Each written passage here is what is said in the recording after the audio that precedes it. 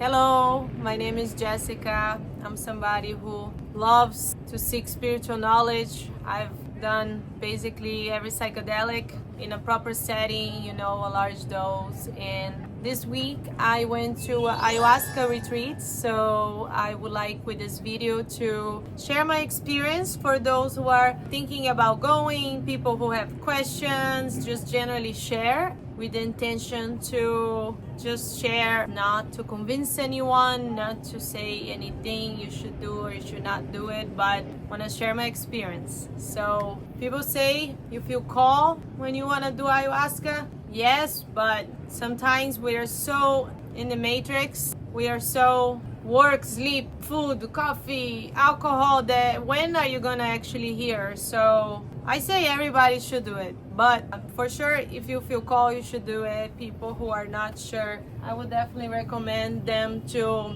listen to their heart and see if they feel called. But I'm a therapist, so I think everybody needs therapy, massages, the ego. It really allows things to integrate in one's life. But psychedelics or ayahuasca, it's like 10 years of therapy. So if you are a person who loves to work, who loves to save time, all of that, loves to be intelligent with yourself and your life, because you only live once, absolutely, it's the best, the most time-saving experience you can ever have, because that's gonna immediately shift. And I know there's many celebrities who are now publicly saying they've done that. Most recently, obviously, Aaron Rodgers, he has a Netflix documentary on it, but there's a lot of other people who do it. Basically, every celebrity has done it. They just maybe not necessarily like to share that they've done it for the stigma, but it's like, who are you before and after? Because all your reality shifts. So a friend of mine came with me. He's a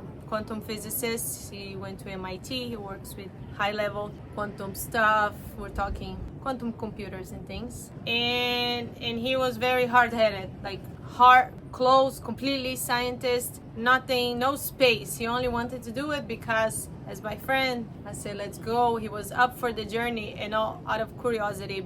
And honestly, I think he wanted to find more answers in order to make quantum computers better. But a few moments later, he's like, yes, reality's been shattered. Nothing I know matters anymore. Not in a depression sense, but more in the sense of, wow, like if you have like eureka.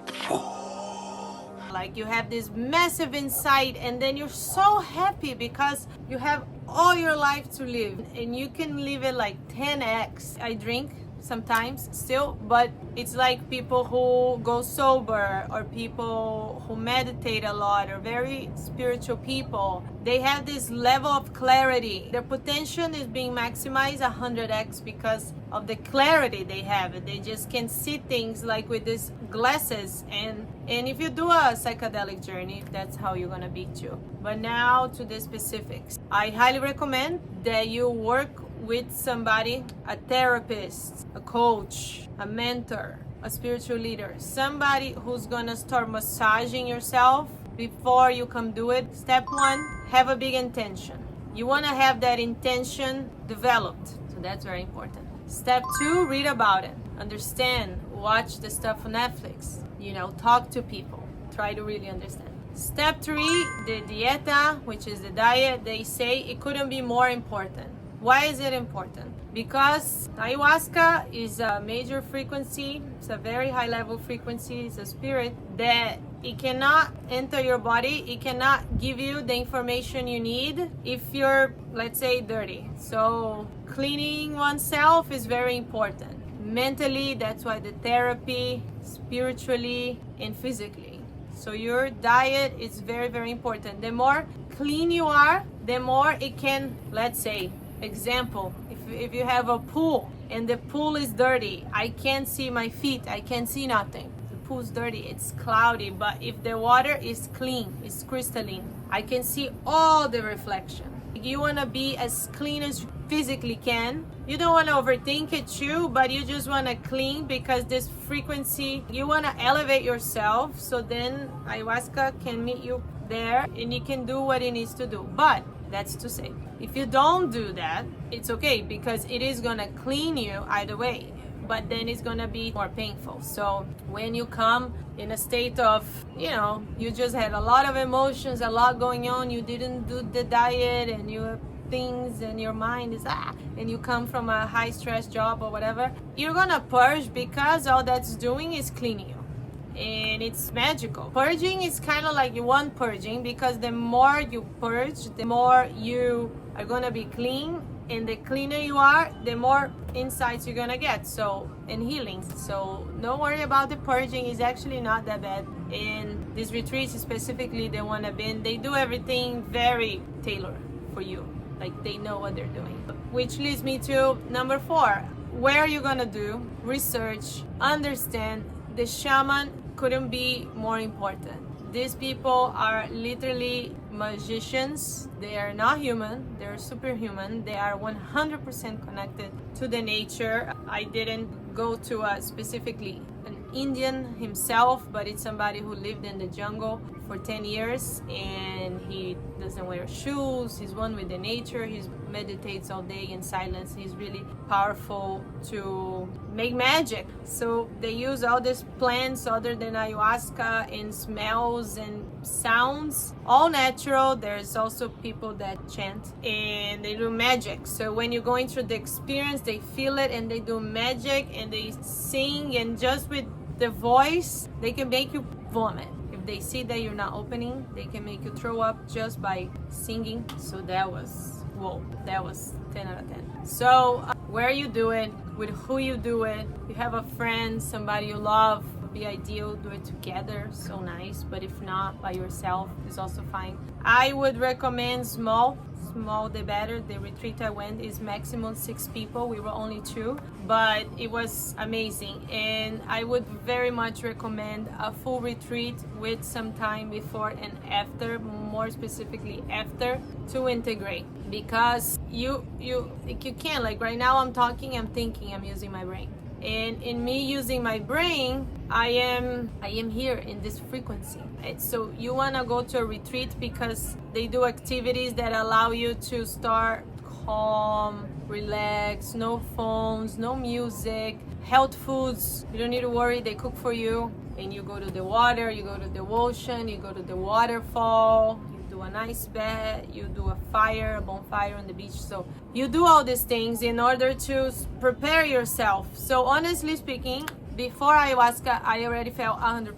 I'm like, I feel great just because I am in one with the nature.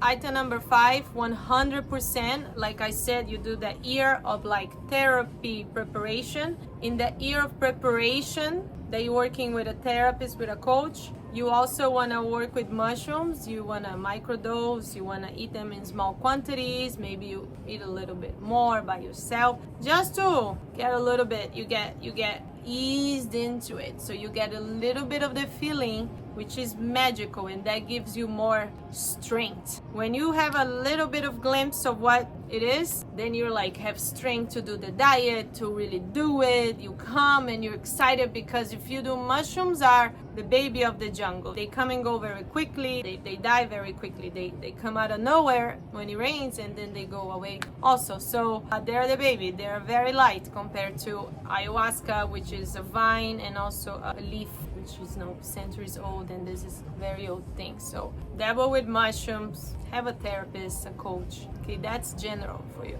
Now, my experience specifically. First, very difficult. Like it wants to work, but it can't. So difficult. So they chant, and then I purge. Until the point I purge, I was level 1 million uncomfortable and difficulty. But after you purge, it's like, and then immediately after you purge, it came to me specifically, not to others, but it depends. Obviously, each person has their own experience. But after I purge, it hit me. I was in my first day, very primal feelings, feeling like I was a horse, feeling like I was a caterpillar, feeling like I was a baby. I remember as a baby, because I was the baby learning about how to treat a baby. And I guess the main point is that I learned to be a mother by being the baby, and how gentle and how soft babies they are. They're just coming into this world, and which reminds me that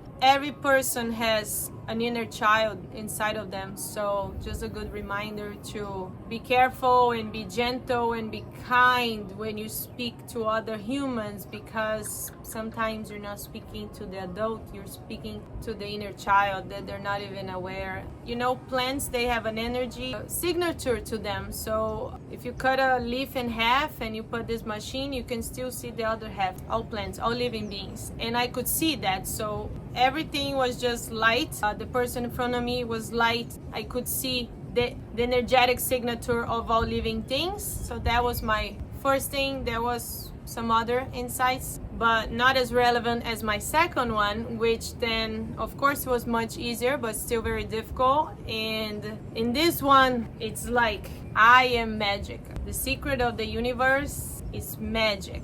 Everything is an illusion, like literally. And that's okay, that's the most important thing. Immediately after I purged, I was so tired from purging, I closed my eye and then it came to me, but it was so quick because after it came to me, I tried to process it with my brain. So no brain. The magic, the spirit, it talks to you when you have no brain. So that's why Joe Dispenza likes to say no mind, because you can't. And me, I'm trying to process it, like bring it back.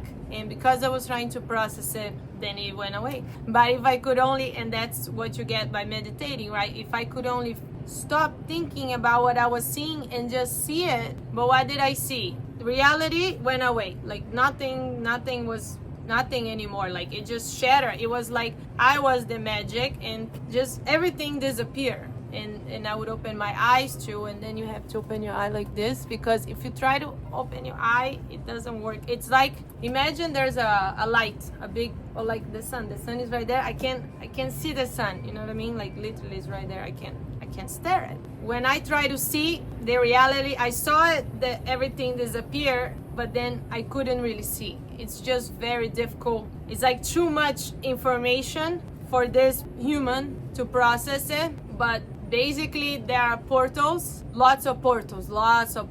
And the more higher your frequency is, the cleaner you are, the higher the frequency, obviously the more ayahuasca you take, obviously you can access different portals. And air is life, and it is in the air that the portals live, and you can access these different portals by breathing. That's why Wim Hof, very popular guy, has a breathing technique, which is a psychedelic breathing technique that you can have visions just by doing his technique. So it's quite interesting. And then it wasn't like the butterfly or the bird or the air or the wing. It was like the butterfly or the bird, like it felt like the flap of the wing, because it's in the air, it would open the portal. It's like into it, the portal would open, and in this portal it's 100% different than all I know. So there, okay, what are the things? There are no things. There isn't a concept of like an answer or a knowledge per se, because knowledge,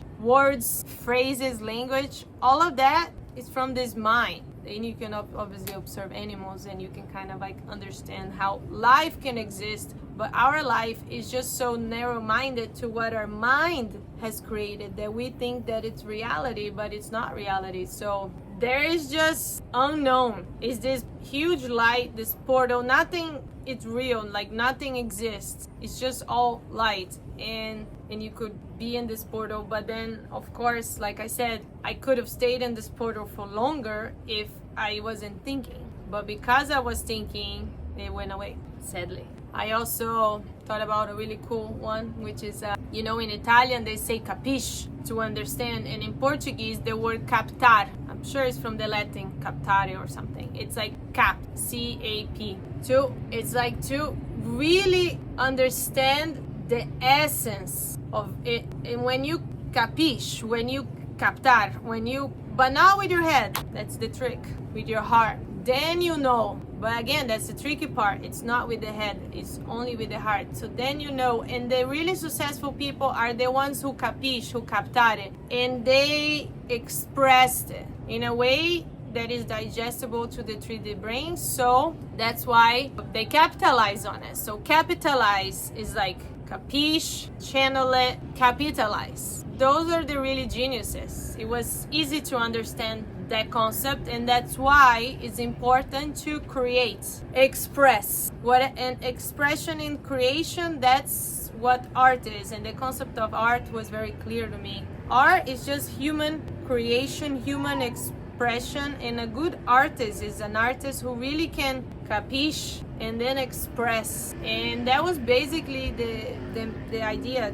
to do that. Always create, always express, but turn off the mind, turn off the sound, turn off Instagram. So, I mean, it was so difficult for me. No TV, no phone, no nothing.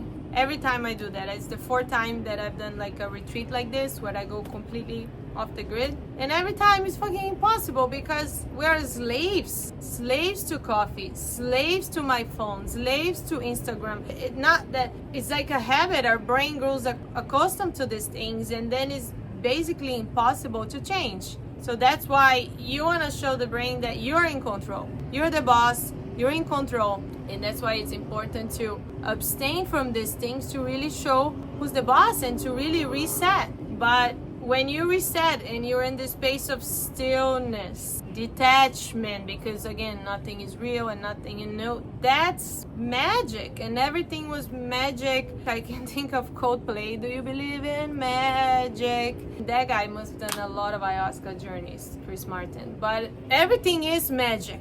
And if you turn off the noise, quiet, psychedelics won't hurt, you can feel the magic of the universe. And I think that's my message. If you guys have more questions, I can do like a part 2, so let me know. And yeah, please write the comments questions. So namaste, ciao.